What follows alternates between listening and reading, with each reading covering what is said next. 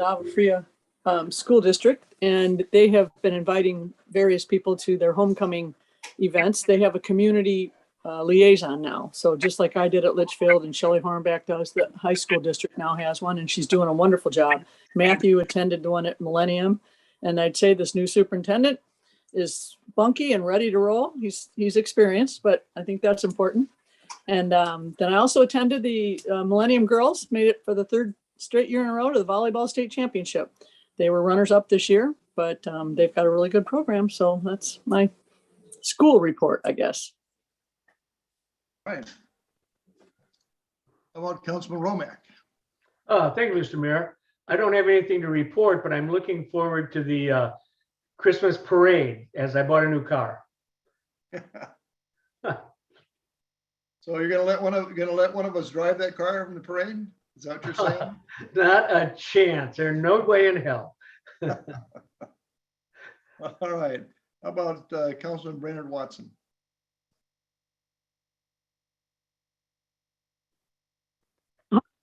Hi, I have nothing to report. I'm sorry. Okay. Mr. Vice Mayor. Thank you, Mayor. The mayor and I and Councilperson Donahue met today for the tour of the underground retention in the city center park down there in that big hole, and crawled down inside the retention structure. It was kind of interesting and neat to see what was going on down there, but they're moving along pretty quick. All right. Councilman Rostosi. Nothing to report, sir. Okay. I would agree with Vice Mayor Faith. The retention basin that's being built with the concrete structures is quite impressive. I also want to thank, there were about 60 volunteers that painted our citrus trees. I don't know how many gallons of paint they used to paint everything, all the citrus trees white on the bottom, but we want to thank them for their volunteer efforts to help our city. So with that, we'll go to the city manager's report. Good evening, Mayor and Council. You, of course, have the report in your packet. I'll just hit on a few of the highlighted sections. One, staff is currently working on several revisions of code to up things such as RV parking, commercial vehicle parking, and other small corrections. Some of those, of course, will go through P&Z first before they go through council. Paige is working on a change to our short-term rentals, and we're looking for a first reading of that to come before you guys in December. We did finalize the agreement with county over the acquisition of Camelback. County did agree to take it to 127th. If you remember last month, we had discussed that versus El Mirage. So they did agree to go to 127th. And we expect the Board of Supervisors to vote on that item at their December meeting. You may have seen we did get our final census numbers back. Our census count increased by 411 people for a current count of 6,847. In 2019, we were projected to be 6,436. So again, it is up some. I'm sure you've seen as well that Goodyear and Buckeye are two of the fastest growing cities in the nation.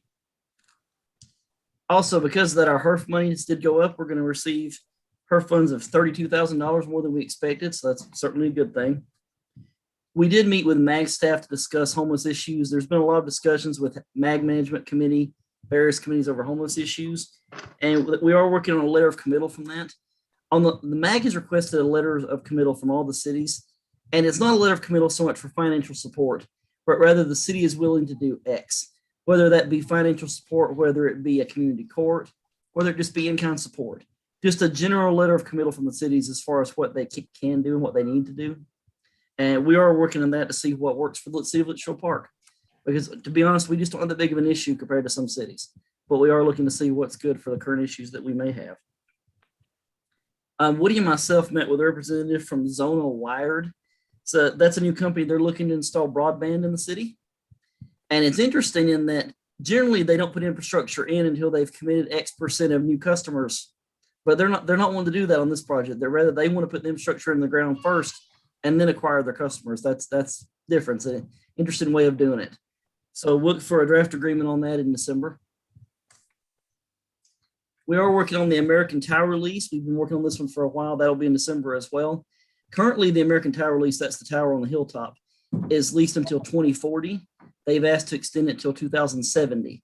So we've been working about the other terms that go in that, of course, for the additional time, but more to go on that going forward. Sonny met with residents who live across from Camelback Park, trying to get their thoughts on parking designs for that. You remember we discussed that recently.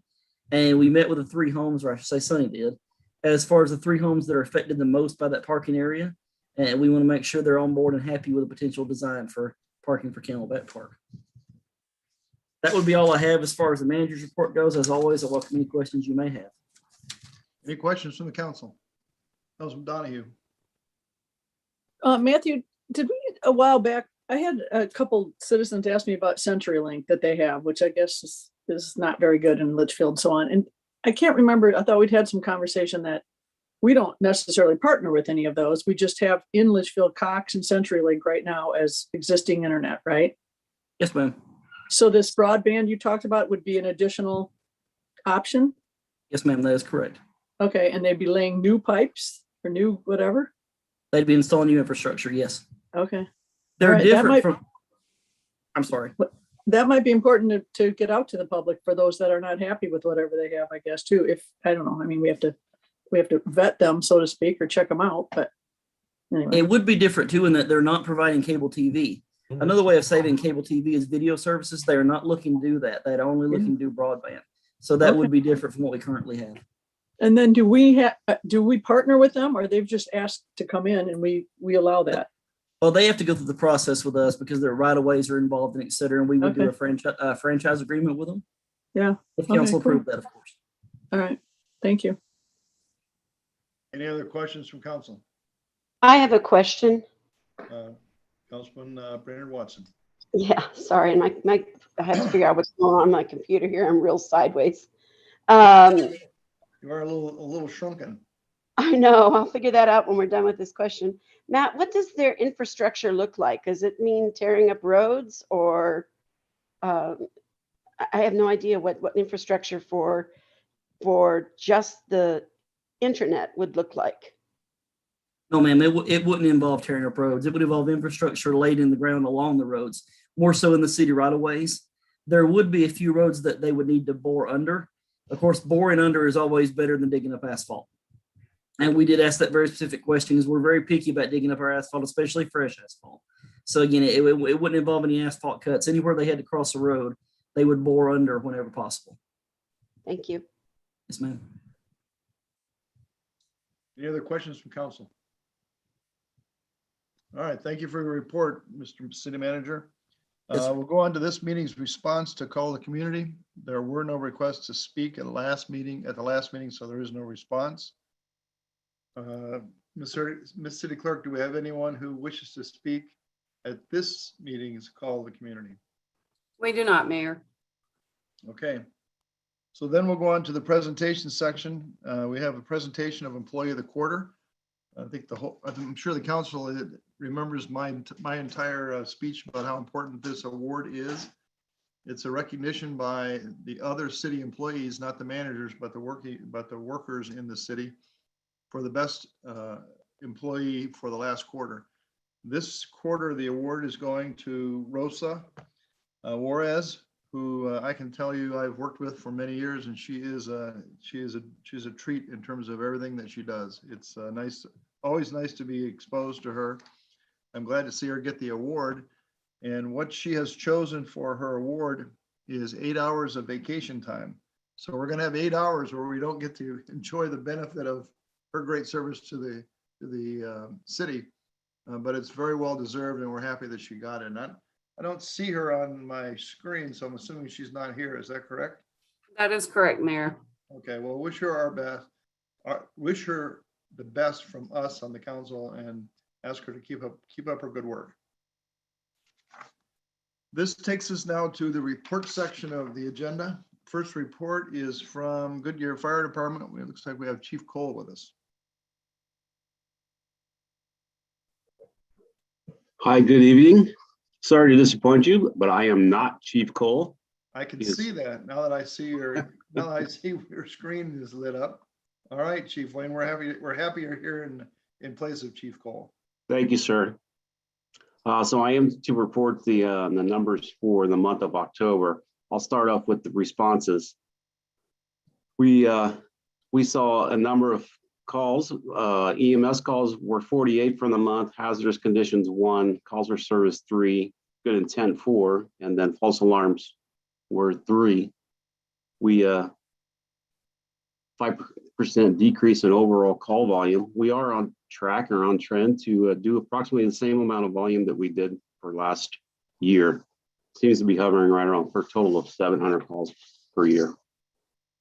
The development services component, we had 2 plan reviews, 2 construction permits, and 2 construction inspections, and then 11 occupancy inspections. Overall, those are the numbers for the month of October. I'll stand by for any questions. Any questions from council? Well, Chief, once again, we appreciate your service and your and all the firefighters' service to our community. Please pass our best wishes on to them. Hopefully they will have a great Thanksgiving and a great holiday season. Thank you. Thank you, sir. We appreciate it. Take care. This takes us to the Avondale Police Department report. And I know I've got Chief Espinoza because I could see him on here. There he is. Chief, welcome. Thank you. Good evening, Mayor. Council.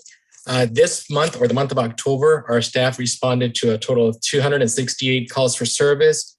Of those 268 calls for service, 148 were officer generated. That is a 55% of on-view activity. We also had a total of 8 flock alerts, and out of the 8, 2, our staff was able to make contact with the vehicles. One was a missing person, and the other one was a stolen plate. Of the other 6, 4 of them were the same vehicle. So what's happening is that we believe that we know that this vehicle is traveling with a stolen plate, but we don't believe that they know that is a stolen plate. So by the time they come in through one of the entries in Litchfield Park, our officers respond, and by this time they're out of the area. So they're coming in and leaving relatively quickly. I'm not sure what's going on there, but our staff is looking for that individual. So again, we had a total of 8 flock activations. The most significant case in the month of October is at Castillo Drive South. We had a total of 8 cars that were burglarized. All 8 of them were left unlocked. So we did pass some flyers and informing the residents of or making them aware that they should lock their vehicles. Our next project at this time is based on concerns from our residents is traffic on Old Litchfield Road and traffic on Litchfield Road north of Wigwam Boulevard. And at this time, I'll be more than happy to answer any questions. All right, questions from council. Councilman Romack. Unmute yourself, Councilman.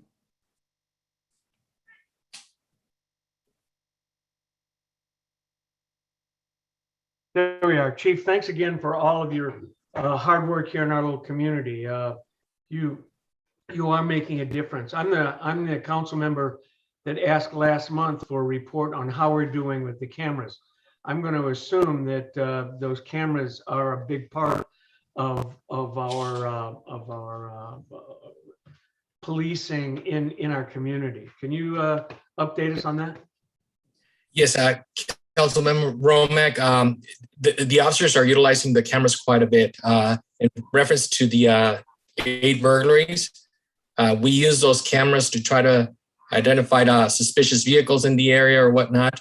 That helped us with our investigation. We believe that the individuals came in on foot.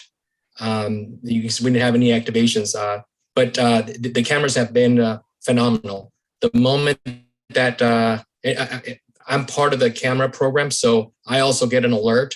I get a text message and an email as soon as somebody that is wanted comes into our city, and I'm constantly in contact with the officers. Hey, what was this activation? Were we able to locate the vehicle? But the cameras are very, very useful to our team. Wonderful, thank you. Appreciate that. Councilman Donahue. First, I want to say bravo. Oh man, everybody's talking about just how visible you guys are and how you're everywhere. Now, I'm guessing certainly when we start to do the roundabout and the streets shut down for a year, we're going to see a whole lot more traffic on Old Litchfield. I do think that I've seen your little visible sign that says slow down. Those might be really effective, but I think it's going to become like Bird Lane did before the speed bumps, but just for that time period. So I don't know if we saw more of that when it got down to one lane, but the roundabout's going to cause some chaos, which is chaos. We have to do it anyway. Thank you. We will be prepared for that. Yeah. Any other questions or comments from council?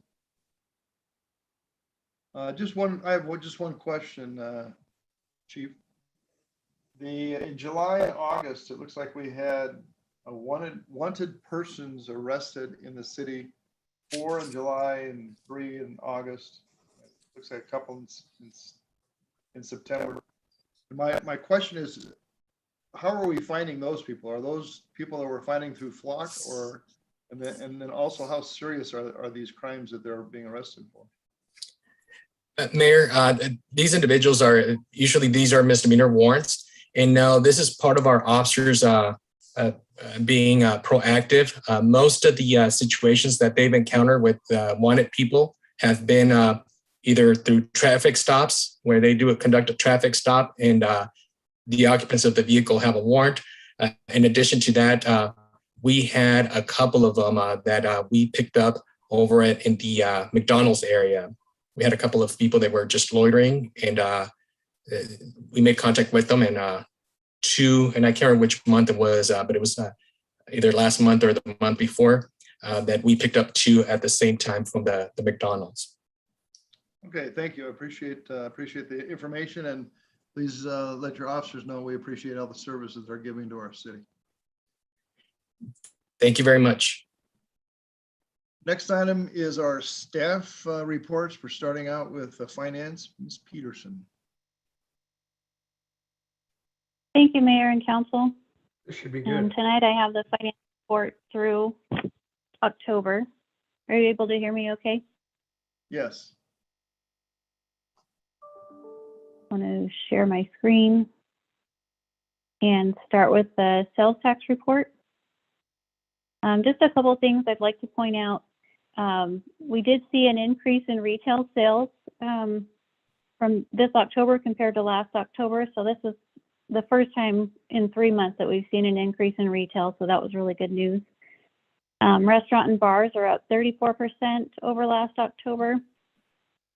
So October 21 compared to October 2020 is up 18%. And then fiscal year to date, we're up 7%. So starting off the year strong. And then our construction sales tax, it's up 57% over October of last year, and year to date 84%. And we have made it part of our monthly process to verify the significant construction sales tax payments we receive. Did in fact occur in the city by working with the building department to make sure a building permit was pulled for those permits. We do receive several small payments, so there's really no way to verify every single dollar, but we do verify the large payments. That's all I have for sales tax, unless there's any questions. Any questions from council?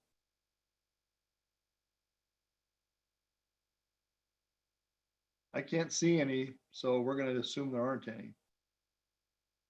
Okay, and just very quickly to give you a look at our finances as a whole, our total revenues through October, we're at 35% of budget,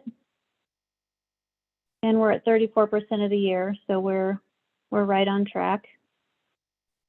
Our operating expenses in total, we're at 33%, but we did have some significant one-time payments at the beginning of the year. A lot of our dues, subscriptions are due in the beginning of the year, and then in public safety, we pay that quarterly, so that will smooth out. We also had some one-time capital costs for public safety when we first entered into the contract with Avondale. Our construction sales tax in total is at $1.1 million. our ARP funds that we'll be using for capital projects is just over 1.1. And so far we've spent 868,000. So that leaves our general fund with an ending balance of 17.5 million at the end of October. This is the rec detail and special events. I won't go through it. It is included in your packet, but at the end of this, if there are any questions about it, I'll be happy to answer. Our Herf revenue is at 36%, so 2% higher, which is really good news, and that's probably directly related to the census update that Matthew gave earlier. So far, we've spent just under 15,000, but there's several projects underway, so that Herf spend should increase soon. And my mouse just stopped working. Hold on one second. Okay. One thing I did add to the financial report is a Litchfield Square capital project. I wanted to report on that separately since it's such a large project. As we all know, we received the bond proceeds of $15 million. And through the end of October, we had spent just over $2 million. I'm going to wait until the end of the year before I do the transfer from the general fund. But out of the bond proceeds, we have just under 13 million remaining. Our SLID revenue, or our expenses are higher than the revenue currently, but property taxes are starting to come in, so that will even out. Our court enhancement fund has an ending balance of 182,000. Now that we've made those changes, you'll see some expenses start to post to that fund. So our fund balance summary, 17.5 million in the general fund, 14.3 in special revenue, but that includes the Litchfield Square bond proceeds. So in total, just under 32 million. And that leaves us with about 20.5 months of operating expenses in the general fund. However, we do know that about 4 million of that is going to go directly to Litchfield Square. And that is the end of my report, and happy to answer any questions if there are any. Questions from council? Don't see any hands. So, Mr. Mayor? I'm sorry, there is a hand from Councilman Clare. Yes, sir. Paige, quick question for you on the general fund unaudited budget that we have. It looks like the magistrate court is about 2/3 of the way through the year in its budget. And I thought we were doing something with funds they already had allotted. Yes, thank you, Councilman Clare. You're right. We budgeted 50% of their expenses in the general fund and then 50% in the court enhancement fund. And I was waiting for the resolution to pass, and beginning in November, we can actually start using those funds for court expenses. So I'm going to take some of the expenses out of the general fund and move it to that other fund. So we should see that by the end of the year. They'll be right at budget. It's just high right now because we couldn't use those funds until we made the changes. Thank you, Paige. Thank Any you. other questions of council? Don't see any. Thank you for your report, Ms. Peterson. Nice job once again. Keep on Thank you. bringing the Yeah. money in, all right, and you'll keep us happy. I'll keep working on it. Thank you. All right. Litchfield Square update. We have Woody Skelton. You have an update for us? Yes, I do, Mayor and members of the council. As you saw today, and as the mayor mentioned, Aiken Gardner is moving right along. We had a chance to go down and visit the underground retention storage unit before it is buried forever. So that was a lot of fun, and to see that big crane lifting those units into place. That was, for me anyway, pretty exciting. So we're working on, right now, we're working on details of the park amenities and getting the electrical, all of the underground conduits and water lines and sewer lines and so on for the park, getting those all wrapped up. We just received the 90% plans for the main restroom building. So we'll be reviewing those and giving comments back to the architect. We also just received 60% plans for the phase 2 streets. So that's, as you know, the first phase of the streets includes Litchfield Road, the roundabout, and the extension of Village Parkway into the Desert Avenue alignment. The phase 2 streets include all the other streets. So that would be Loma Avenue, Desert Avenue, Honeysuckle, and so on. So those plans are coming along. We're at 60% on those. In terms of construction, we continue to push APS to get their plans done. Right now, they are the critical path for our project. In fact, right now, it's actually holding up the project a little bit. We've been reaching out to APS's public affairs manager to see if she can help us move that along. We also have, I wanted to let everybody know, if you haven't heard already, that Litchfield Road and the roundabout will start construction on November 29th. So we're going to wait until after Thanksgiving holiday. And then somebody mentioned earlier, the chaos will start, but it will be controlled chaos. And we have very good traffic control plans already approved, and those will be put into place and in order to manage the traffic. There will be no left turns allowed out of Village Parkway during this construction period. So we've alerted the HOAs and asked them to send this out to all of their homeowners, all their residents, that there is a detour, a couple of detours that people can take instead of making that left turn. So but you'll still be able to turn right in and right out, just not left in or left out. And with that, Mayor, I'll ask if there's any questions. Any questions from council? Councilman Clare? No question? That was your little finger up, not your whole hand, huh? Okay. Looks like no questions. Mr. Skelton, thank you for your report. Keep on working to keep the project moving forward. Obviously, we're all excited about it. Thank you. This brings us to our consent agenda, item 9A through D. Is there any member of council that would like to take any item off of the consent agenda? I don't see any. So is there a motion to adopt the consent agenda item 9A through D? So moved. Is there a second? Second by Councilman Clare, looks like. All those in favor of consent items A through D, 9A through D, please signify by saying aye. Aye. Any opposed? All right, consent agenda is adopted.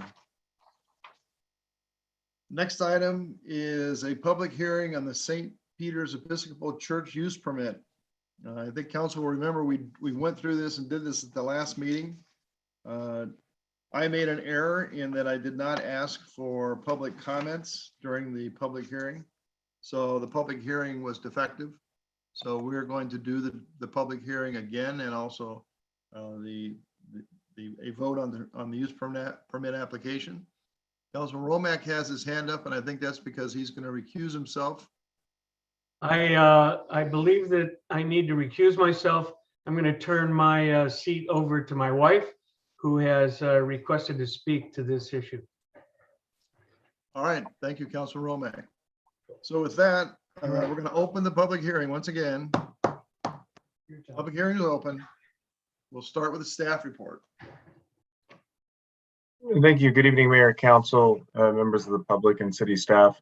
Mayor, we did discuss this item at length last month. If you'd like, I can do a quite brief report if you'd like. Recap the history of the project and where we left off with what was anticipated to be the council approval with an added stipulation. So the request is a use permit to allow for the continued use of the 3 modular buildings that St. Peter's currently uses for their Montessori school. And the project has, the church has been on the property for about 50 years. And then approximately 16 years ago, the church approached the city and asked if they could use a modular building to start the school. And over the next couple of years after that, they added 2 more buildings for a total of 3. So back in February 17th of 2010, the council approved those 2 additional buildings. They came back in 2016 to get reapproval for use permit, and these have been more or less being approved every 5 years. We've been adding a 5-year time period stipulation so that council can reevaluate whether the continued use of the modular buildings is in the best interest of the city. So as a reminder to those that may not be familiar with how we evaluate use permits, there's 2 items that we need to look at, and that is one, the use permit provision is to allow certain uses that wouldn't otherwise be permitted in the district due to potential negative impacts. And then to provide for periodic review of use permits to assure their ongoing conformity for basically for the public welfare. So as part of council's discussion last month, the recommendation was to allow the use permit to have validity for a period of 15 years, therefore extending the typical 5-year period to 15 years, therefore allowing council that ability to reevaluate this in approximately the year 2036, and that the modular building shall remain in place in accordance with the use permit application dated July 7th, 2021. And those exhibits include the site plan and elevations of the 3 modular buildings. And with that, I'd be happy to answer any questions of council or staff of the public. All right, Councilman, is there any questions of council for staff? I don't see any, so thank you for your staff report. Next item is an applicant presentation. Does the applicant wish to make a presentation? I do, Mr. Mayor. And this is Pastor, is it? No, Carter Wilson, sir. Oh, it's Carter Wilson. Okay, I wasn't sure who was speaking, Mr. Wilson. Mr. Mayor, Mr. Vice Mayor, and members of the City Council, thank you. My name is Carter Wilson. I speak this evening on my own behalf as a resident of Litchfield Park, but also as the authorized representative of the vestry of St. Peter's Episcopal Church and Montessori School. Mr. Wilson, I just want to make it clear, this is not, you'll be afforded an opportunity to make a public comment in the next portion of this public hearing. This is an opportunity for the applicant, which is the church, to make any presentation about its application. So do you have a presentation about the application as a representative of the church?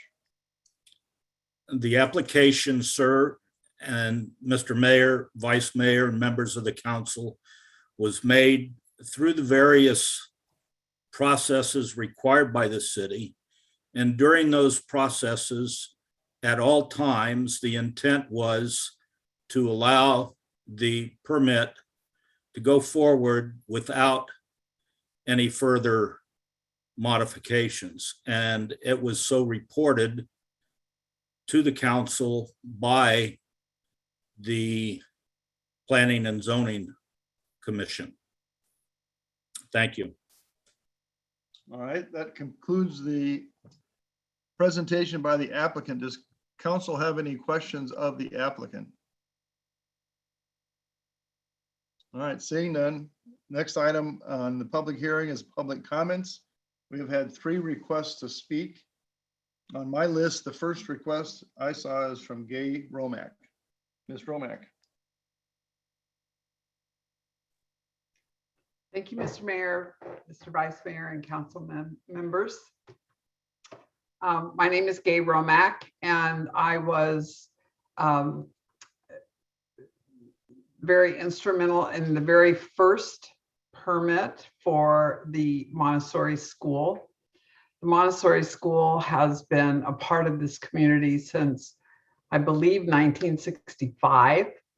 And the permit at the time was needed because we needed to expand the school.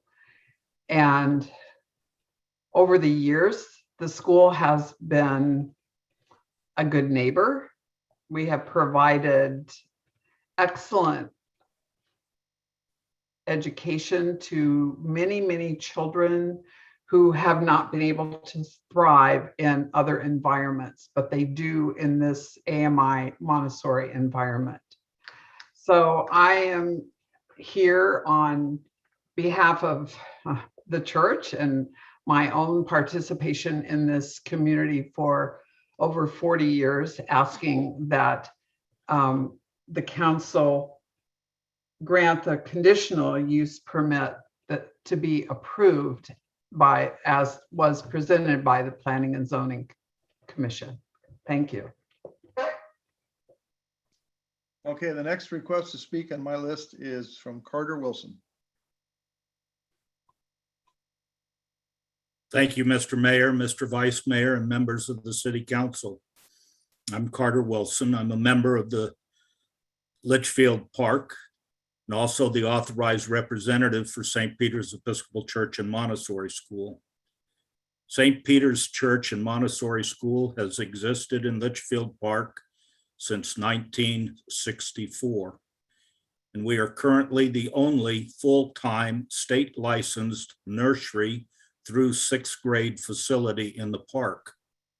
We currently operate a toddler program as well as pre-K through 6th grade, and we'll open our nursery as soon as we're able to hire staff. And we do so without any subsidies from the city. To begin, these so-called modulars are no more modular than City Hall or the rec center. They sit on a full foundation and they're intrinsically interconnected. Roofs and floorings have been replaced. The exteriors are completely stuccoed. They're not anything like the temporary modular classrooms that sat for years at Litchfield Elementary School. They can't just be picked up and moved. Last month, several council members voiced concerns about the planning and zoning recommendations on our request for a continuing use permit.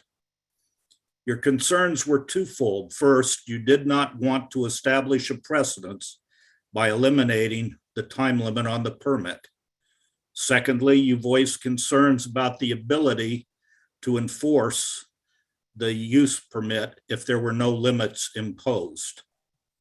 Unfortunately, this permit was caught in the middle of staff changeover in the Planning Services Department due to the retirement of Pan Mislowski.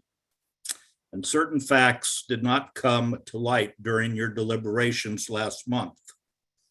These concerns were discussed both during the citizens review meeting that we held in August, as well as the public hearing by the Planning and Zoning Commission in September. Ms. Mislowski reported during the citizens review meeting that there have been several instances in which the City Council has approved use permits without time limitations. And the same was reported during the public hearings held by the Planning and Zoning Commission. I believe the record of last month's council meeting will indicate you were informed of the same. So a precedence has already been set, and you cannot now turn back the clock at this late date. As to concerns about enforcement of the permit, we, just as all residents of Litchfield Park, are still subject to city code designed to protect, and I quote, to protect the public's health, safety, and welfare, while ensuring the rights to a clean, enjoyable neighborhood, end quote.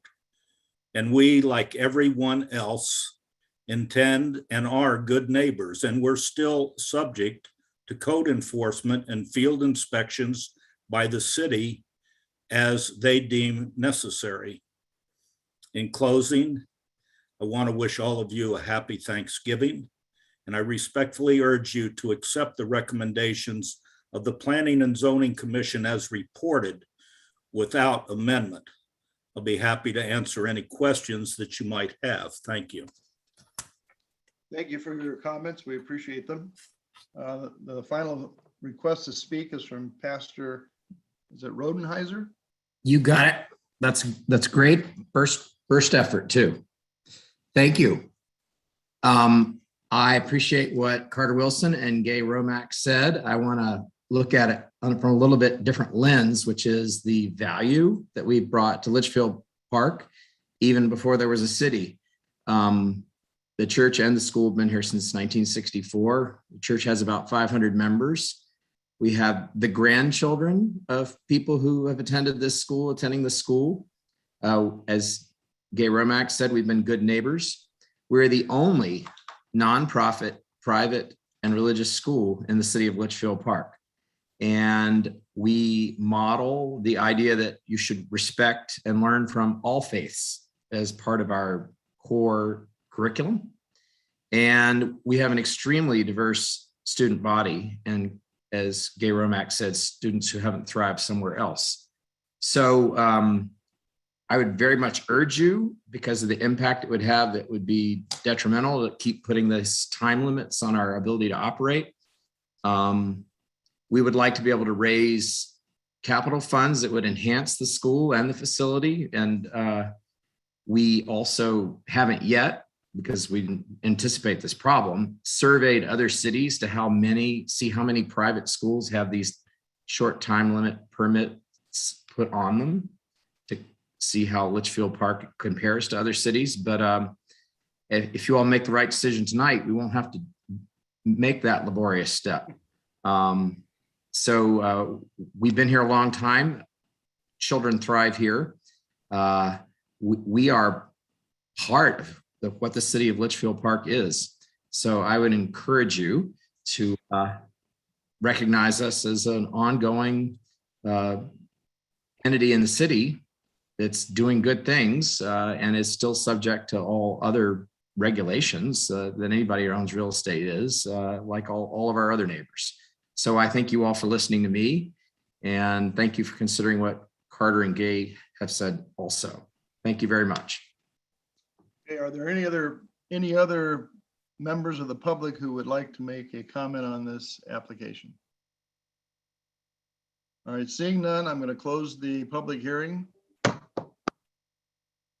going to go to item number B, which is a consideration of resolution 21-501, granting a use permit for the 3 modular buildings at the Episcopal Church on 400 South Old Litchfield Road.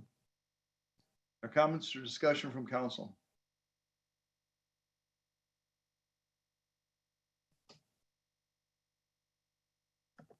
Yeah, I don't see any from council. I do now. Councilman Donahue. Yeah, I just want to say that obviously there are wonderful neighbors, and many of us have attended there on occasion for whatever celebration. So I think that, I don't think this is extra special care or extra special treatment, but I certainly like the characters that are speaking today, and all the 500 other people that attend there. So I think we should support this anyway. All right, I just have to make one comment because there seems to be a tremendous misunderstanding by the individuals who made public comments about the application. A special use permit has nothing to do with whether we value the church or we value the contributions that you make to our community on a daily basis. Those things are clear, I think, to everyone on the council, as they're clear to all the members of our community of Litchfield Park. There's no question that St. Episcopal Church is a very important member of our community, and it has been before we were a city, and it has been since we were incorporated. I don't know if I was on council, but I suspect if it was 16 years ago that I probably was either on it or just about to get on it when the first conversations of this modular building came up. We have a zoning code that does not permit that type of building. Whether it's used for a really good purpose or not used for a good purpose, it's not permitted under the code. The special use permit gave the city the ability to permit its use, even though it doesn't meet the requirements of the zoning code.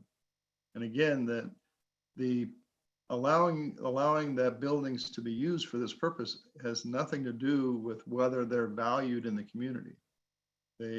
That's not the decision that is being made here. The issue of whether or not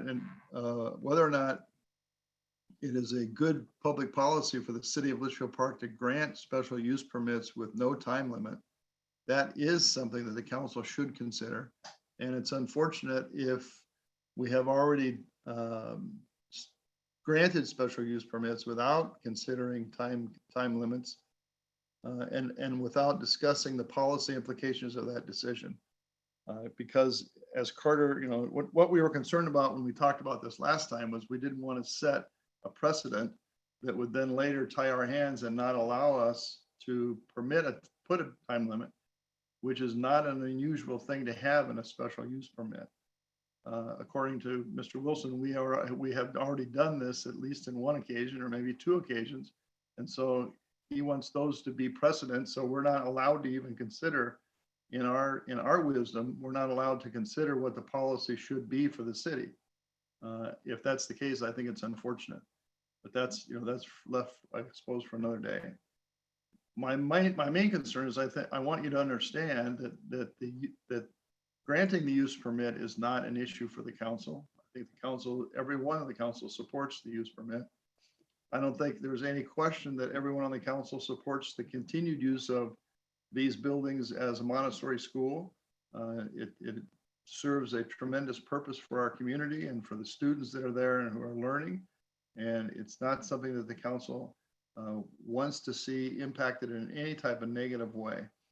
The only thing we're talking about is the policy decision of whether or not it's a good policy for the city to have no time limit on a special use permit. That policy decision is not related to whether you're doing a good job with the school. It isn't related to that. So with that, I don't know if anyone else from council wishes to make a statement. If not, is there a motion? Councilman Donahue. Okay, I'm going to throw some confusion out here. So those three buildings are considered portables, correct? Is that, I mean, a portable building, is that the issue? I didn't know they were portable till this came up, quite frankly, because they've clearly improved the looks of them and they don't look to be. Is that part of this? I don't know. As I understand it, they started out life as a modular portable building, right? And that they have, over the years, they have become more attached to the real estate than they began. Okay. But, and correct me if I'm wrong on this, Jason. As far as I understand, they do not meet our building code because of the way they're constructed. Is that correct or not correct? The mayor and council, that's correct. They technically were modular buildings and they continue to this day. They've been improved to a status to which they basically appear permanently installed.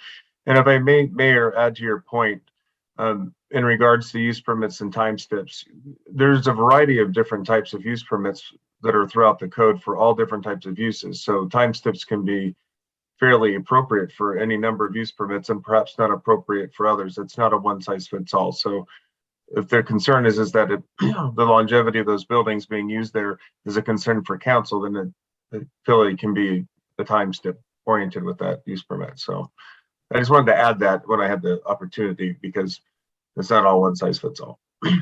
But my question is, the reason we're doing this is because it is a modular. That's why they have to get a use permit. If it was a permanent structure, that's the issue? All right. To the mayor, council member Donahue, that's correct. It's because they were modular buildings. May I ask a question? Okay, and through all these modifications, have they been permitted through the city? Does anyone have an answer to that?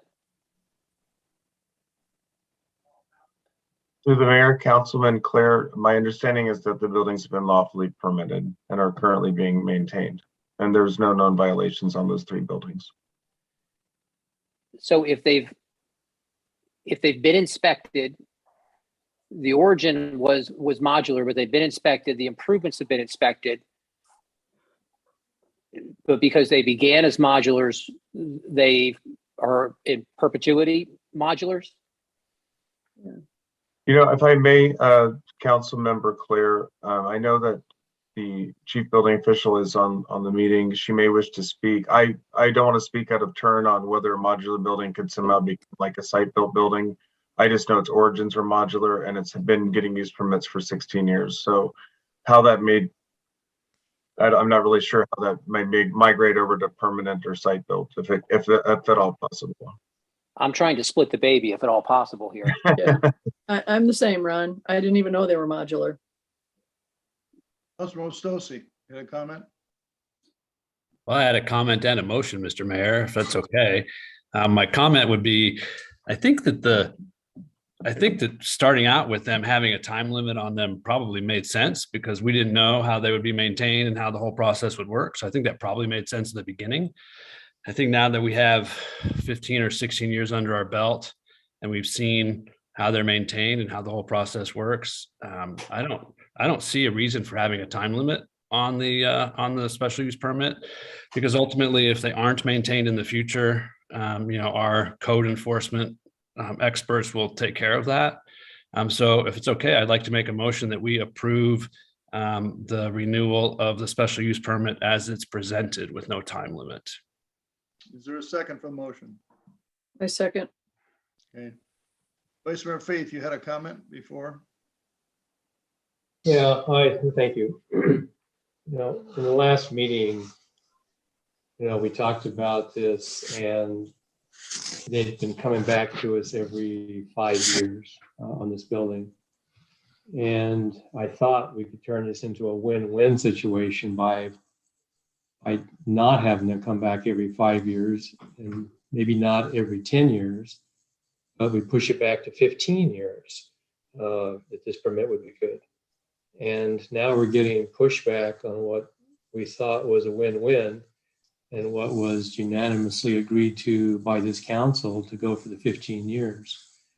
I still struggle with the concept because that building is not built to the standard that buildings in the city are typically built to. I mean, they're generally built lighter duty 2x4 frame. I know it's been improved, over the time, but I still don't see it as being built as the same quality as a building that's going to be there for 100 years. If we go 15 years, that building will be 31 years old at that point, a temporary building. And that building was brought to us originally when we approved this. It was brought to us and we were told it was going to be a temporary building. And it's kind of the camel's nose under the tent again, where it's turned into what now looks like it's going to become a permanent building. So I'm still in favor of the 15 years. That gives them 30 some odd years for this building to have been sitting there. And then we can take a look at it and see if it is holding up to a standard that we'd like to see in our city. I'm not in favor of making this special use perpetual. We didn't do it when it was first brought about, and I struggle with that concept now. Councilman Donahue. Well, and that was my question, is that it started out as a portable, but it appears that they've made improvements to it, in which case it's sturdier and better. And like Tom said, we ultimately, if something happens, we have the option to talk about it then. I mean, I don't know. Certainly they've spent some money on them, and what was portable then appears to be a little more permanent now. So anyway, I'm not a building expert, but. Mr. Vice Mayor. Yeah, your ability, if you go 15 years out, your ability in 15 years, if you approve the conditional use permit, especially use permit for 15 years, you have the ability then to say, look, the thing is falling down, take it out. Or you have the ability to give them another 5, 10, 15, 20 years on it. If you give them permanent, you do not have the ability in any period in the future to tell them to take it down because it looks bad, it's shabby, it's starting to lean, unless it gets to the point where it affects health and safety.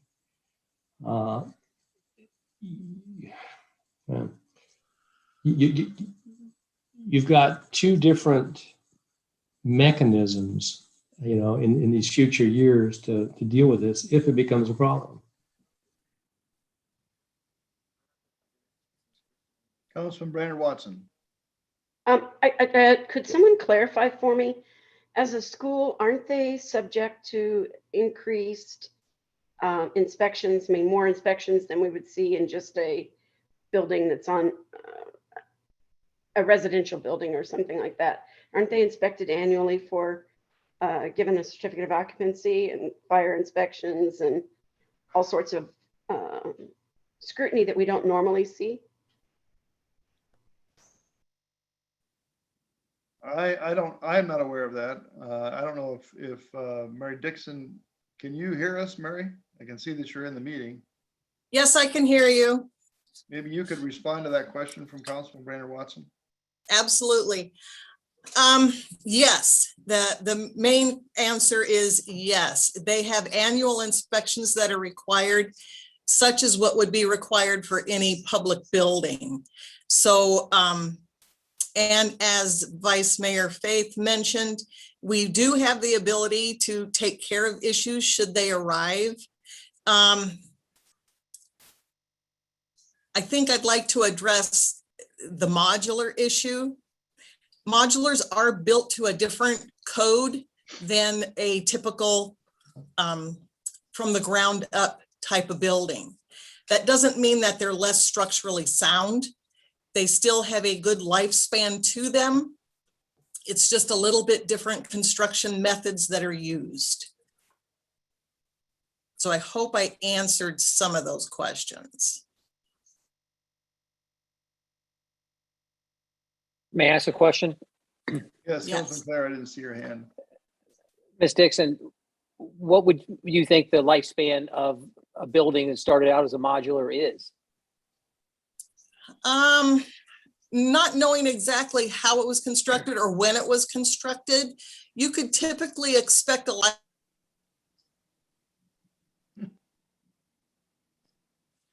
Lost you. You could probably expect a lifespan of close to 30 years on a modular building. And that would be the 15 years that we've offered from the last meeting. That would put them at 31 years? Yes. That's provided that there's no routine maintenance done. In this case, there is routine maintenance done. There are routine inspections taking place. And like I said, we can, I know Goodyear Fire would go in there every year to do an inspection. Should they find anything suspicious, they would definitely contact the city and have us take a look at it as well. And then we could address the issues as they come up. But I don't foresee any major problems with the way it's been installed and constructed at this point. Vice Mayor. Thank you, Mayor. Mary, is the building sprinklered? Would it have to have been sprinklered if it was built 15, 16 years ago? You know?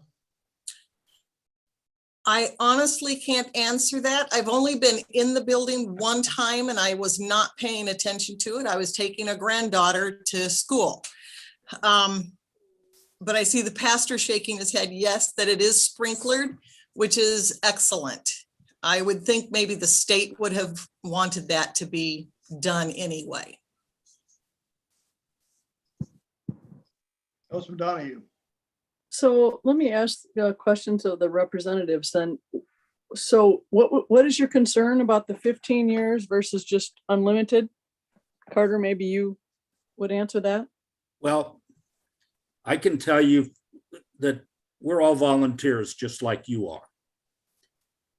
And I spent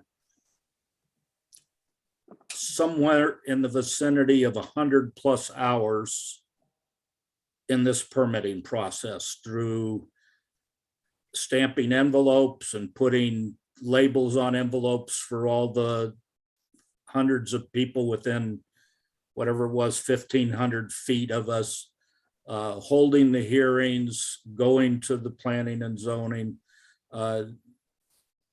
And 15 years from now, none of us are going to be holding these same positions.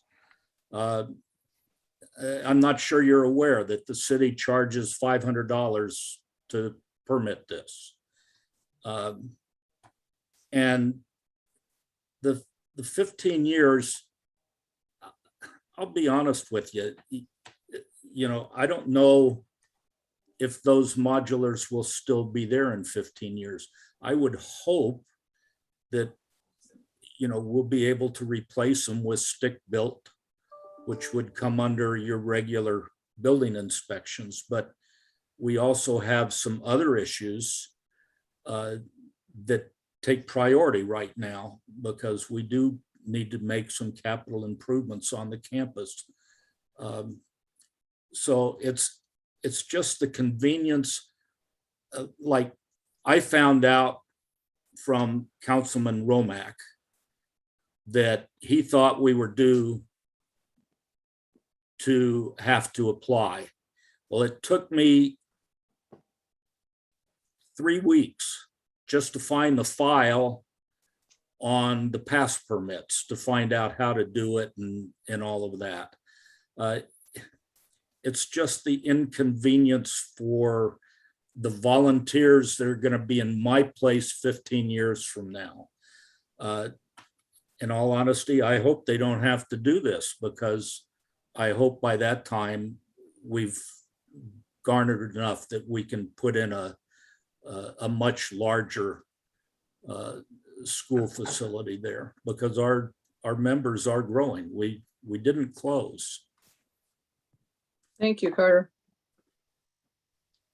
Any other comments from council?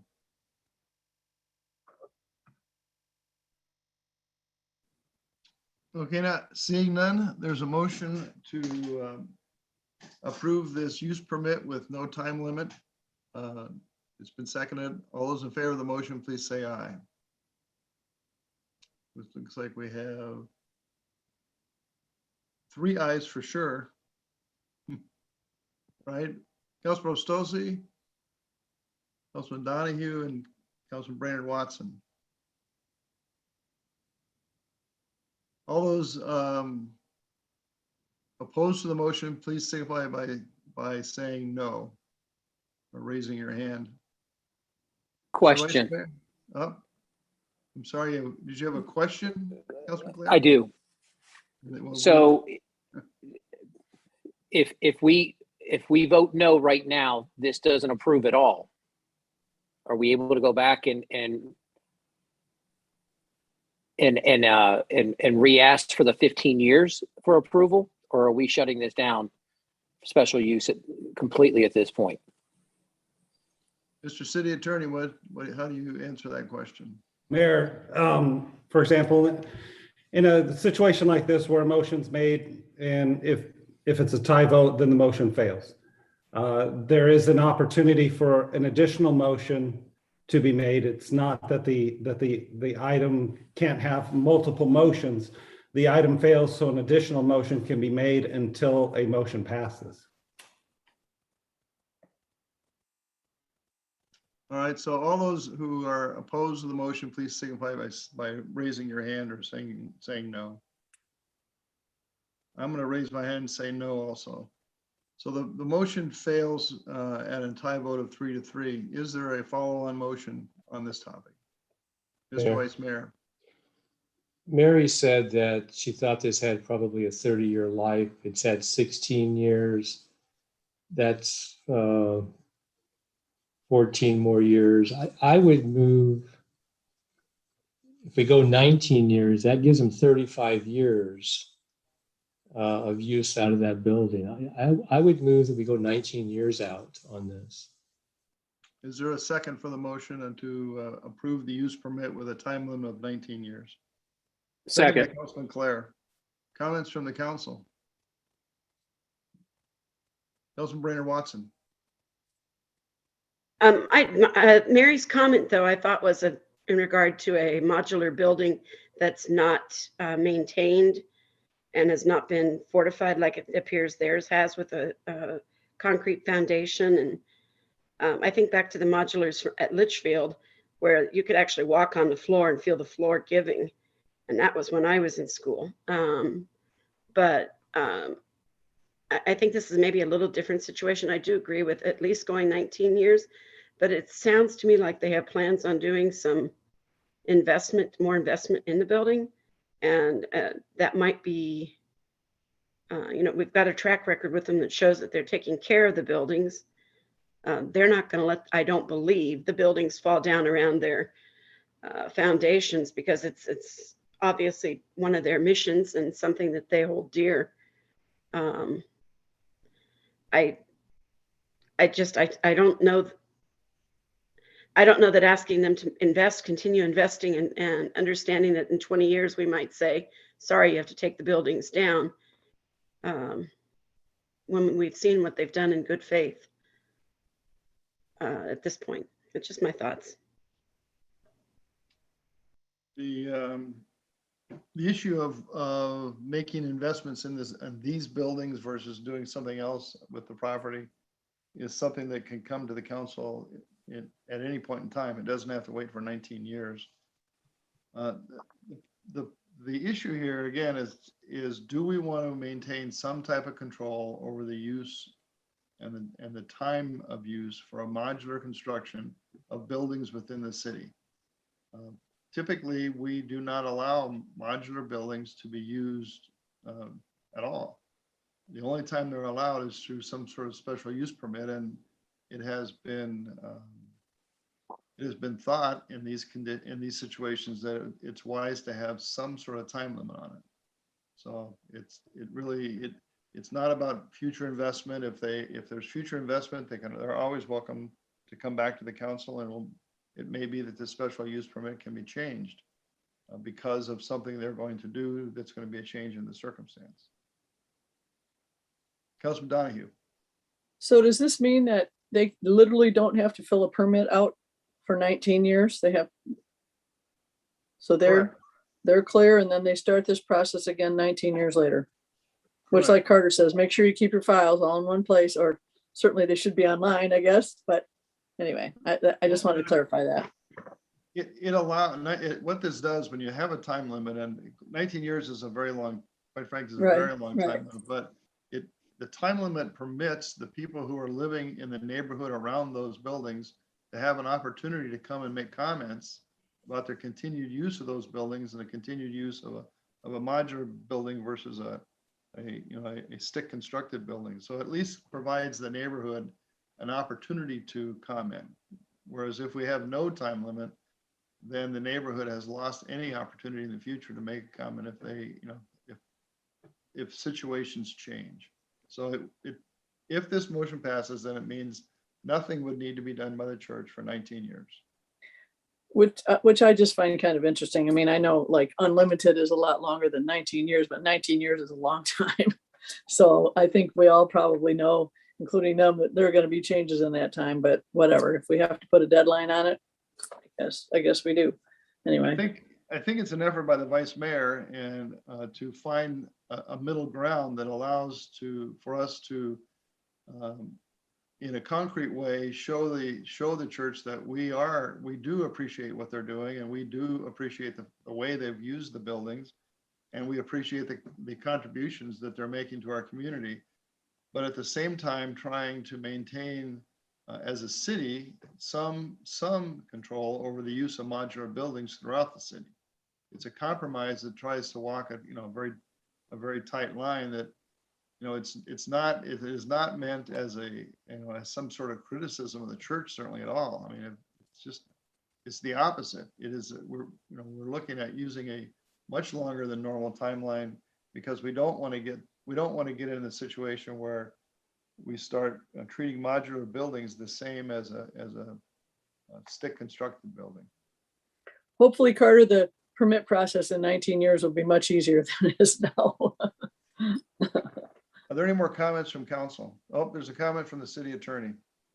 Mayor, if I could, I just wanted to try to clarify the difference in reasoning for having an unlimited time frame on certain special use permits and a limited time frame on special use permits, and give an example of what the city's done in the recent past. I think one of those examples is a storage unit facility that was approved by a special use permit that did not have a time limitation on that permit. The reason being is that facility was constructed to permanent standards, and the permit was there issued for that use of a storage facility at that location. Whereas here you're talking about a facility that was initially anticipated to be temporary constructed buildings, different standards.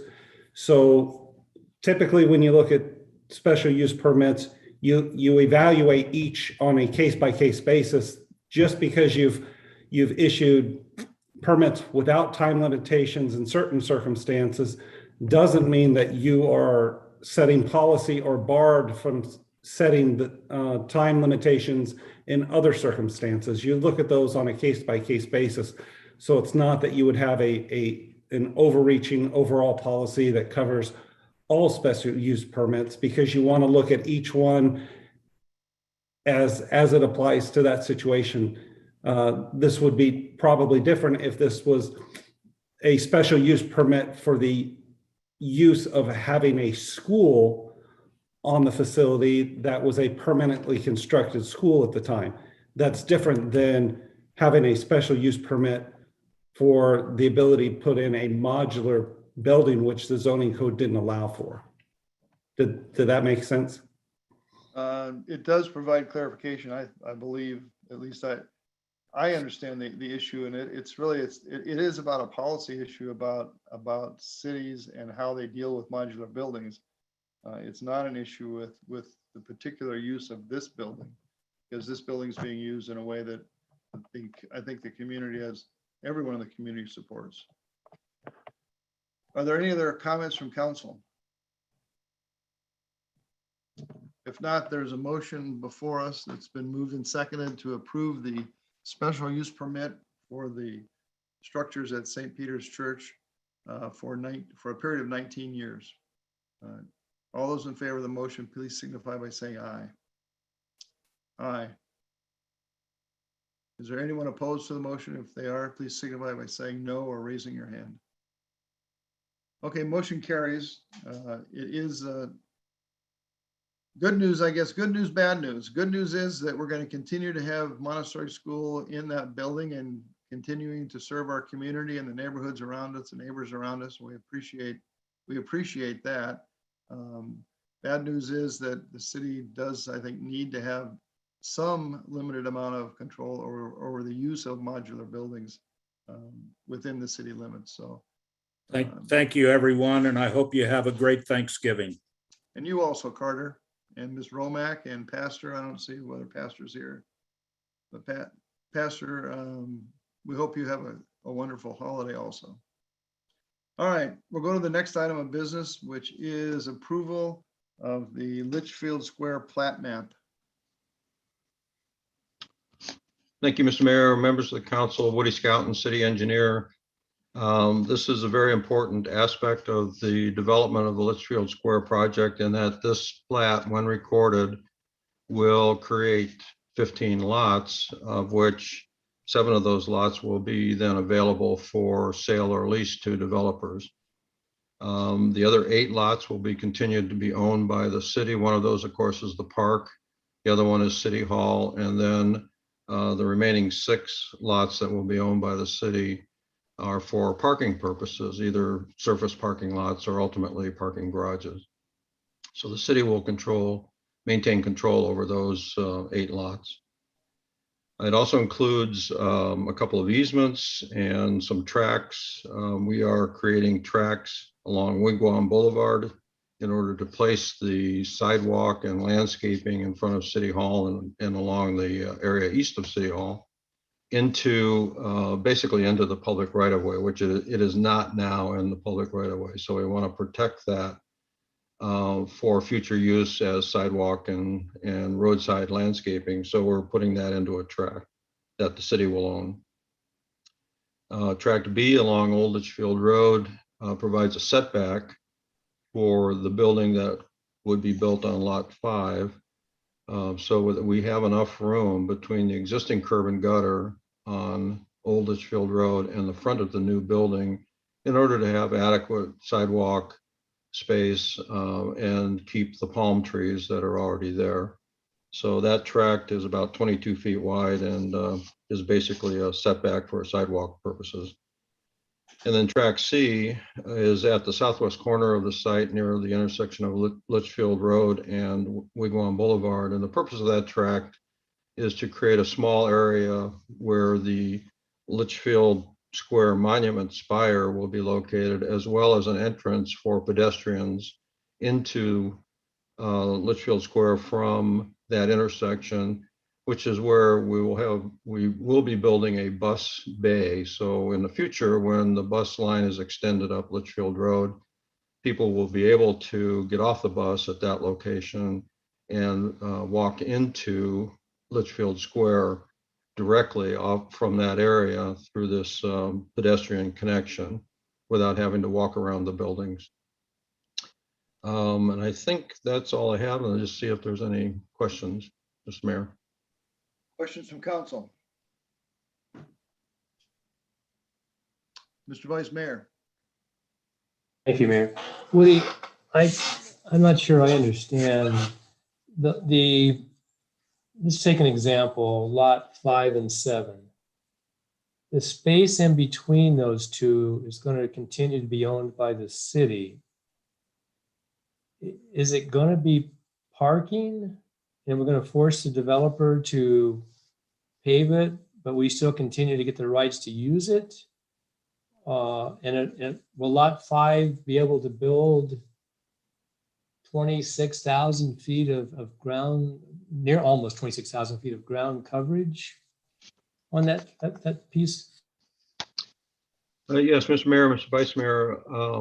Yes, the intent is for that lot 6 to be owned by the city so that we can put a parking garage there in the future if we need to.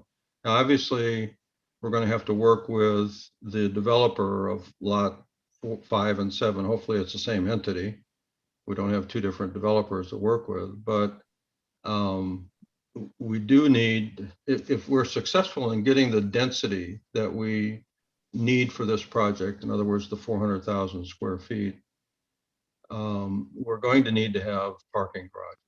So we need to control those lots where the future parking garages will go.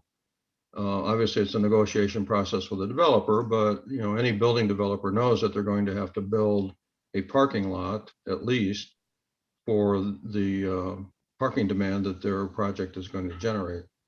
So this will be one of the more interesting negotiations, but yeah, the plan is to have that be a parking garage ultimately with 2- and 3-story buildings next to the parking garage, and ideally be able to, and perhaps this would happen, I don't know, but ideally build the parking garage at the same time so that the 3 structures can be integrated together and not end up with 3 separate structures there, if you follow what I'm saying.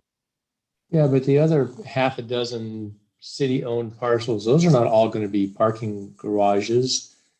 I mean, is the concept that maybe we get a parking lot built by a developer and we can use it for our events on weekends? And who maintains the parking lot? Who's going to be sealing it and sweeping it and everything else?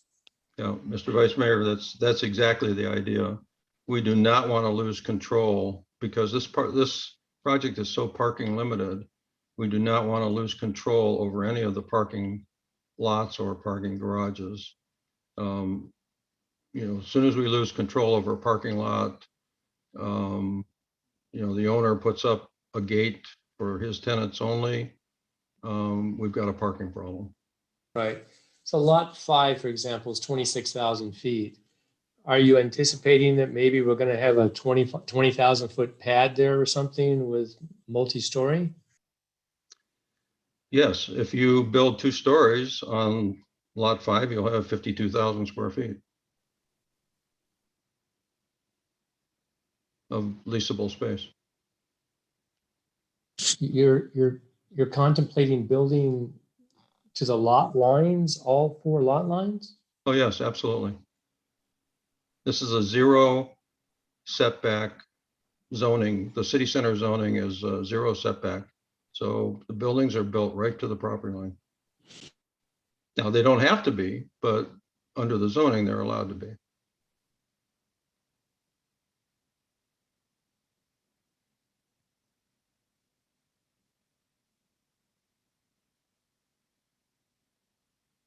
Councilor Stossy. Just looking ahead a little bit, I'm just curious if we wind up at some point in the future deciding that we're going to hook up with JLL and they're going to market the property for us. And they wind up coming back to us with some developer that they want to develop the whole thing, and we all decide we like it. Do we have flexibility at some point if that developer says, hey, we want to lay this out different than you have it laid out? Do we have flexibility, or is this basically once this is done, this is permanent no matter what? Yes, Mr. Mayor, Councilmember Restozzi. Yes, we do have flexibility. The council can always amend this plan.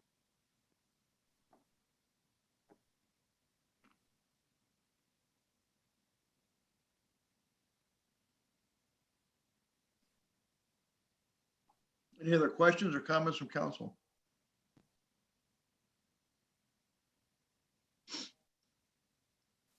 If not, is there a motion to approve the Litchfield Square plat map as presented in our packet? Moved by Councilman Brainerd Watson. Is there a second? Second by Councilman Clare.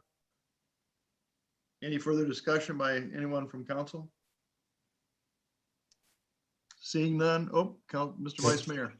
Woody, this is not, I don't think, in a recordable form. What's the intent on doing with this? You're going to create another document based on this to record, or what happens with it? Mr. Mayor, Mr. Vice Mayor, I don't understand your question. This would be recorded once it's signed by the city. That's my question. I don't see any place to sign it for the engineer to approve it. I don't see legal descriptions. You're going to create a more thorough document to do the recording? In your packet, you should have 3 sheets of the final plat. Sheet 1 is the cover, which has the legal description, signature block. Do you not have that? I don't think we have that. No, that's why you were referring to lots that I don't see numbers on. All I've got to the lots that we're selling. The other numbers lots don't have numbers on them. So I don't see what you're talking about. Actually, Mayor, Vice Mayor, and council members, that was the exhibit that was sent to you separately on Monday. The plat map. That would be great, except I can't get into my email. What are you able to pull it Woody, up so can they you can pull see it it? up?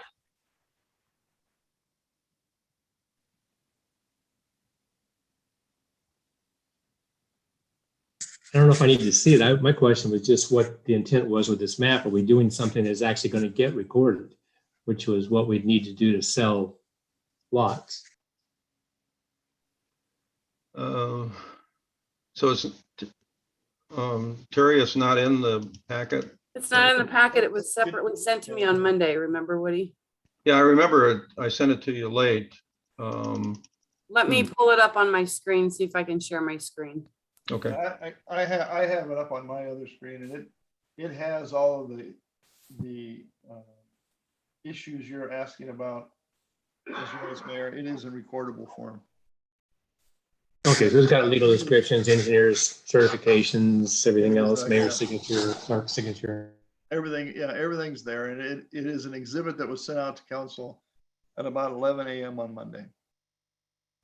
Yeah, and that's my fault. I apologize for that, for the lateness of that submittal, but getting it back from the engineer took a while. My problem is with the server changed at the city, I can't get into my email still. Neither can I don't think, as far as I know. All right, any other comments? I thought I saw a hand from Councilman Donahue, but maybe it was just about emails. All right. There's a motion before us to approve the plat as presented in the packet and in the exhibits that were sent to council on Monday through email. All those in favor of the motion, please signify by saying aye. Aye. Any opposed? All right, motion carries. The plat is approved. Next item is the fiscal year 22 capital improvement projects prioritization. Mr. Williams. Mayor and council, you remember at last month's meeting, we talked about CIP projects during the work session. However, there was no council staff direct item on that. And also at that time, the mayor and vice mayor did discuss looking at a previous document from 2015 that had CIP projects listed for that year and the next several years as far as needs versus wants. So we took that document and updated it, and I will pull that up for you just a second.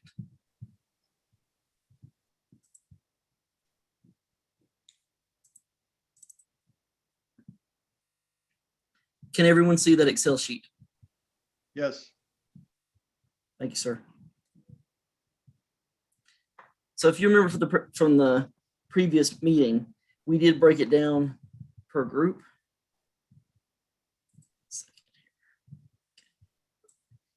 The projects you see before you are for FY22 again for your current fiscal year. So again, they are broken down from which fund.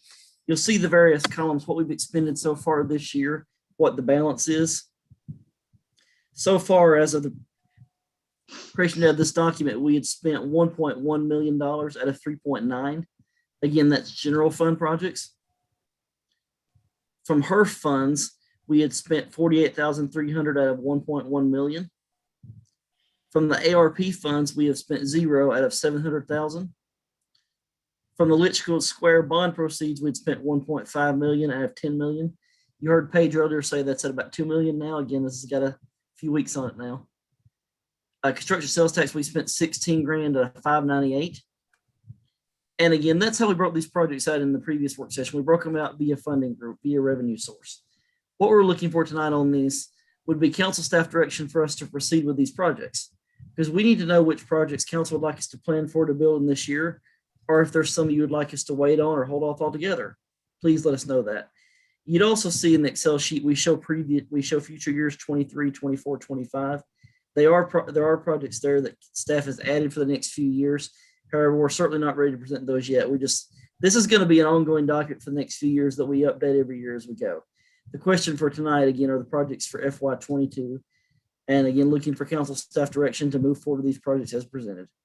Certainly welcome questions if there are any per project or overall. Mr. City Manager, it was my understanding that this was to communicate in general a prioritization of projects that the council generally supported, but that in each case, these projects are going to come back. If they have not already been approved by council, they will be looked at it as an individual project for approval of the council in the future before we are committed to actually doing the specific project. Like Mr. Mayor, I'm Turtle sorry, Park restroom updates. You're gonna bring something back specific to us.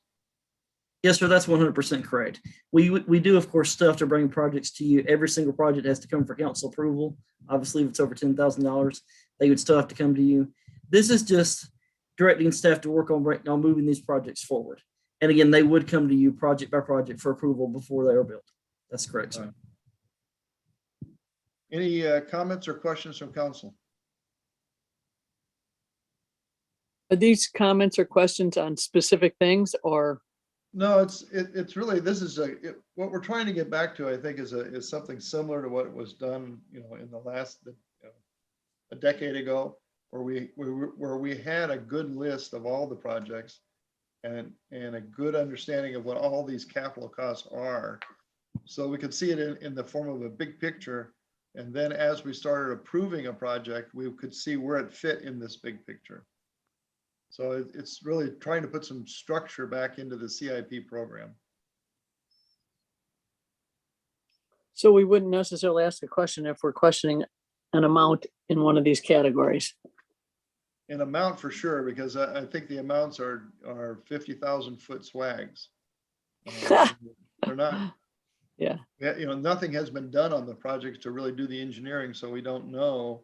Yeah. We don't know what the project cost really is going to be. All right. If there's a particular project that you see on the list that you are opposed for it to be on the list, certainly in as a potential fiscal 22 project, then I think that's a comment that we should discuss as a council. No, but I remember Vice Mayor Faith bringing this up in the past meeting, and that is the $10,000 for La Loma. It just seemed to be very, very, very small. So I don't know. Yeah, that's basically the answer that was given, and is still the answer, and that it's a placeholder. Okay. We don't know at this point, nothing has been approved to spend on anything up there. All right. There are ongoing conversations with Historical Society, and there are ongoing conversations with Sun Hill. Yeah, okay. Got it. That's all I needed. Thank you. Okay. Any other questions or comments? Mr. Vice Mayor? Yeah, I see at the very, very bottom of the list down here, the right turn lane northbound on Litchfield Road turning onto Camelback. It seems like that maybe ought to be moved up somehow, because that's really problematic, and it's only going to get worse there with cars backing up in that right lane. I know we've got problems trying to get much of a right turn lane there, but if we could get at least 3 or 4 cars worth of stacking for right turns in there, I think it would alleviate a lot of the problem in there. And I don't know that waiting, a long time is a good idea on that one. That one seems to be pretty urgent. Mr. Vice Mayor, sir, what number are you looking at? I'm looking at the next to the last item on the list. On FY25, sir? Non-prioritized projects. I'm with you. Number 2 there on non-prioritized, okay?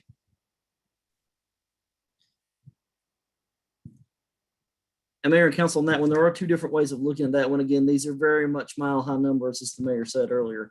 One option, we project at 150. One, we project at 450. The more expensive one involves drastically changing the median, which is why it's so much more expensive, just to explain the difference there. I think what we need to do on, Mr. City Manager, on that, we should look at this tonight as adopting this as a format for future reference, format that we can use to make allocations and set very specific priorities. And then this item itself, the congestion at Litchfield Road and Camelback, that item should come back probably best in a work study to start with, so that then we could place it into this, into this list of projects at the place where the council thinks it's most appropriate. We're not prepared to do that tonight. I don't think. We don't have the specifics on it. But what this list will do is give council the ability to take a look at it. And if you see projects such as this congestion issue, this project that you think needs to be moved up and we need to give some attention to it, it's an easy vehicle for you to come in and say that, and we can set up a work study to, and have a staff report come to us, and we can see where, where in the queue should it go. And that was the only purpose of my comment. I wasn't trying to stick it in here anywhere, but it needs to be looked at, to be brought up into something more than being pushed off 5 years or so. Right. Thank you, sir. Any other comments about this process or the structure that's being presented tonight? Mayor Schoaf? Yes, I can't see you, but is it Councilwoman Watson, please? Yes, yes. So are you looking for us to just approve the format that he's presented? Or are we looking for a motion on this or not? I don't know that we really need a motion. I think it's a sense of council so that staff can go back and use this process and then we'll start having work study sessions where we go in and look at these individual items. There's a number, I don't have control of this. I can't go up and down, but there's a number of these items that we may want to put in a different order. And the only way we can do that is if we've got a big picture item of how much money we've got to spend and where it's going. Now we can talk about, well, does this project really, should it be here or should it be there? Should it be this year or should it be next year? Should it be in 2 years? So now we would take this and have those kinds of meetings. The ones that are in the fiscal 22 project list that you are looking at, many of them have come to us as individual projects, and we have approved working on them. So there is some or complete approval of some of these projects, while others still have to come back to us. But when we look at them, we can, I think we can make we can take away and try to understand where can we plug things in, where will a new project fit, such as the Camelback and Litchfield Road issue, or the Camelback Park issue. That's one that we have been working on in terms of looking at trying to redesign that park and get parking to work better there as part of the building of the wall along Camelback. So we don't have that in this 22 list that I can see. So does it need to be put there, or does it really go into a 23 list? I think we can have a work study session, and quite frankly, it needs to be a work study session, an in-person session, so we can all have these sheets and we can sit down and talk about them. This is one place where this is one place where these Zoom meetings are strained when you have a sheet like this that we really need to be talking about. And while we all have it, we don't have it in a way that I think it promotes communication about it. That's true. It does make it harder. Mr. Mayor, the Camelback Park projects, the design and the begin construction is under construction sales tax for this year, sir. That project will be broken out into 2 fiscal years, just based on the timeline for the project. We can get design and start construction this year. Obviously, if council approved that, but it won't get done this fiscal year. So it could get started this year, but it would be finished in FY23. Again, if council approved that. Right. Well, I think the only thing we approved was working on a design. That's correct, sir. It has not been approved yet. 100%. No construction no construction has been approved, and the design work really is part of the whole process of getting RAPCOM and the neighbors involved and coming up with some concept of how that everyone would support. If you don't mind me asking, is there any projects on FY22 that our council or council members feel that don't belong in 22? We could certainly move them up from later years, but is there any projects that you feel don't need to be done in 22? They're currently on the 22 list. I can scroll back up, and first of all, are the general fund projects for FY22 number 1 through 17? Well, and again, these have not all been approved. That's right. A good example is the downtown storm drain construction. That's something that's been on our list for a long time, but until we actually have a specific project to approve, should it be on the list? Yeah, it should be. I'm going to assume that what's in there for fiscal 22 is probably not much more than engineering work, but I don't know that that's the case. We need a presentation on this. That's a very big project. Police patrol vehicles, we've already approved that. Downtown lighting, I don't know that we've even talked about downtown lighting in terms of what it is that is being proposed. South Nuna curb and gutter. I don't think that's come to the council to know what the project is. So it's hard to say, should it be in here or not? I don't know, because I don't know enough about what it is. Why are we doing it and what is it? So I think this, we need to have a work study, and we need to have an in-person one where we can lay this thing out and go through each project by project, and then decide, at least you can give us at least an idea of what is this project and why is it on here for 22? And is it even realistic to be on there for 22? It depends on a lot how much engineering work needs to be done to get something that can go out for bid. We can certainly plan that, sir. Are there other comments from council about this list, or about how we're going to go about prioritizing the list, or making sure that the projects that we think should be on the list are in fact on the list? Mayor, this is Councilwoman Brainerd Watson. Yes, please. I agree with you. I'd like to see this in a work study session. There's just too much to try and unpack right now. Any other comments from the council? Mr. City Manager, do you have sufficient direction to go back from this agenda item? Yes, sir, Mr. Mayor, I think so. We'll plan a council work session in the future where we come back and give a general description of each project and see if council feels that those projects are appropriate for fiscal year 22. Okay, thank you. Yes, sir.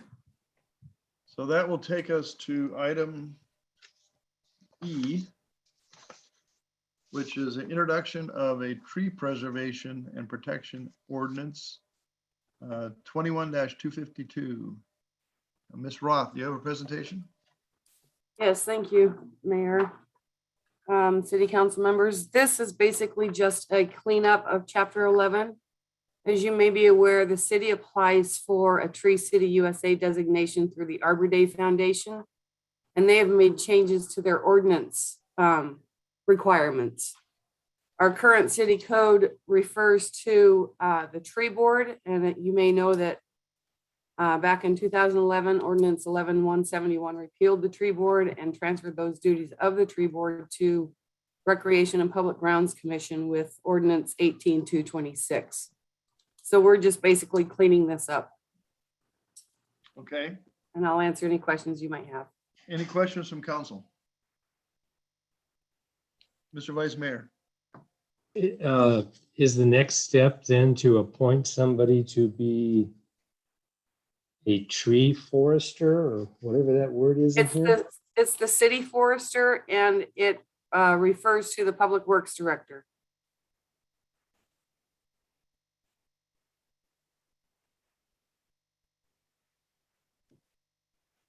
Any other questions or comments?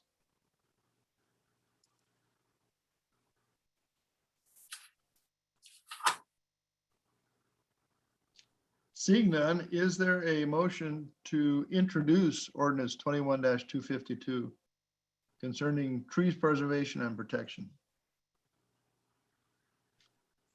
Moved by Councilman Donahue, seconded by Councilman Brandon Watson? Yep. Correct? Okay. Yes. Any further discussion on the introduction of this ordinance? All those in favor of introduction, please signify by saying aye. Aye. Any opposed? All right, the ordinance is introduced. Thank you, Mayor. Next item is an executive session, which I do not believe we need. Is that correct, Mr. City Attorney? That is correct, Mayor. So is there a motion to adjourn? Moved by Councilman Donahue, seconded by Councilman Brandon Watson, thirded by Councilman Ron Claire. All those in favor, please say aye. Aye. Any opposed? We are adjourned. Thank you for your attention. Have a great night and a great Thanksgiving. Yes. Everybody, Thanksgiving, guys. happy